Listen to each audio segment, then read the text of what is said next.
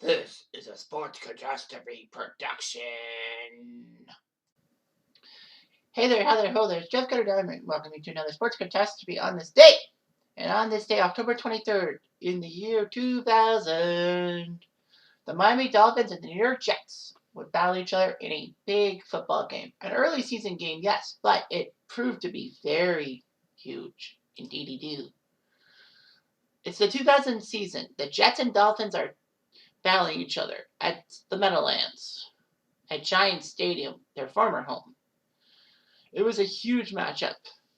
Both the Jets and Dolphins were 5-1, surprisingly good in the AFCs. Well, yeah, Tom Brady didn't exist yet in the NFL. So, yeah, both teams were 5-1. This was for first place in the AFC East, just like the fake spike game in '94 that actually started the partial upswing of the Dolphins and a massive downfall in the Jets, because the Jets, after that fake spike game, would go 4-40. Would win 4 out of 40 games, which is 1 out of 10, which is a 100 winning percentage. Pathetic. Anyway, both teams were 5-1. The Jets had a double-digit lead in the second half of the fake spike game, up by 18. But this time it would be the Dolphins who would do the same thing. So anyway, this game was the second largest fourth-quarter comeback in NFL history, and the largest comeback in Jets history, I think, to this day, obviously. This was the greatest game that ABC had during their Monday Night Football era from 1970 to 2006. It was huge. So Miami was up 30-7 after 3 quarters. Howard David of the Jets said, basically this game was over, and who would blame them? But, I mean, casual football fans would probably want to watch this game. Of Al Michaels, Dan Feltz, and Dennis Miller on the call. Dennis Miller, yuck. Tony Romo has more charisma than Dennis Miller. Anywho, the Jets would make a massive comeback of it. Also spurred on by the Jets was during halftime.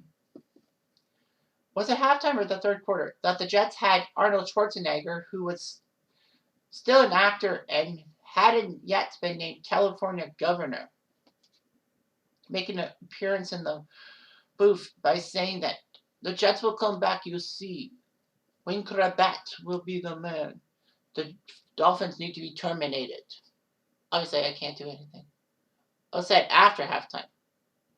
Yeah, when Chrebet's going to pull it off. I think as usual, the Jets are going to come back from behind, you see, and the Dolphins need to be terminated. Well, anyway, the Jets made a furious rally. Lost in this was that it was the off day of the all-New York 2000 World Series, where the Yankees and Mets met the previous 2 days, and the Yankees went up 2-0, thanks to Game 1 heroics by Jose Vizcaino and Game 2 by Clemens, even though that he should have been ejected for throwing the broken bat back at Mike Piazza. But anyway, the fans were chanting, "Let's go Yankees, let's go Jets, let's go Yankees, let's go Mets." Anyway, it was 30-7, but they scored 23 unanswered points. Well, they scored 3 points. They scored 3 touchdowns and a field goal, but they went for 2 once and failed. I just don't get, my stats don't know how they did it, but anyway. I know. Anyway, the game was tied. However, Jay Fiedler got a touchdown pass to Leslie Shepard. So the Jets were going to lose. But they drove downfield to tie the game. Richie Anderson made a big 4th down catch at the 2-yard line. That made sure that they made it on 4th down. And then Chrebet did get a few touchdown catches. But anyway, Jumbo Elliott, who was tackle eligible, caught the ball. And it was amazing. All that. And I guess the radio announcer said that he thought it was a hamburger and needed to double it up. Well, the Jets tied it at 37. So, on to overtime. Jay Fiedler and the Dolphins had a chance to end this. Remember, this is the era in which first score wins, even if it was a field goal. Fiedler got picked off by Marcus Coleman. But Furman Thomas, strange as he was in Miami colors and not Buffalo colors, hit him, and the ball went back to the Dolphins. However, Marcus Coleman made a pick, and kept the ball. So the Jets got it. Wayne Chrebet was the hero as he caught a pass from Vinny Testaverde. And the Jets got lucky because the Dolphins had an interception, but because the ball hit the ground first, it means that it's incomplete. So John Hall came in and kicked the field goal with 8 minutes left. Remember, overtimes for 15 minutes back then in 2000, not 7.5 or whatever it is now. And he flipped it between the goalposts, game over. The Jets win 40-37.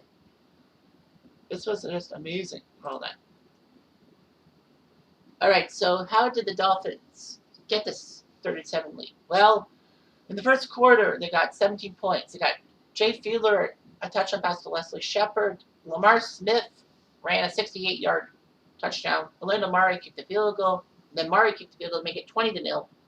Before Testaverde passed to Wayne Chrebet for a touchdown, Murray kicked the field goal, so it was 23-7 at the half. And then Lamar Smith for another touchdown run, making it 30-7. Fourth quarter, Testaverde got a touchdown pass to Laveranues Coles. They missed a 2-point convert. Testaverde then passed to Jermaine Wiggins. I can't remember if I think Jermaine Wiggins played in the CFL. I don't think so, but anyway, he got it. And then Hall kicked the field goal. Chrebet from Testaverde, that was the touchdown to tie it.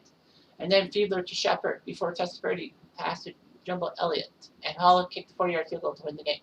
This was amazing. Another chapter in the Dolphins-Jets AFC East rivalry. Fiedler went 16 for 35, 250 yards, 2 touchdowns, 3 interceptions. The Jets had Vinny Testaverde go 36 for 59, 378 yards, 5 touchdowns, 3 picks. Lamar Smith, 155 yards to lead all rushers with 2 touchdowns. Curtis Martin went in for 65 yards. Already Gaston and Richie Anderson were the top receivers, even though Richie Anderson was a fullback. 12 catches for 109. So yeah, that's what you do in the Monday Night Miracle. You come back from everything. And the Jets did. And it was funny seeing all the fans go out of the parking lot and they're like, wait a minute, the Jets are coming back. We got to get back to the game. I think they didn't let those fans in because, you can't do that. Well, fuck. But it didn't matter. Anyway, I'm Jeff Diamond. I do.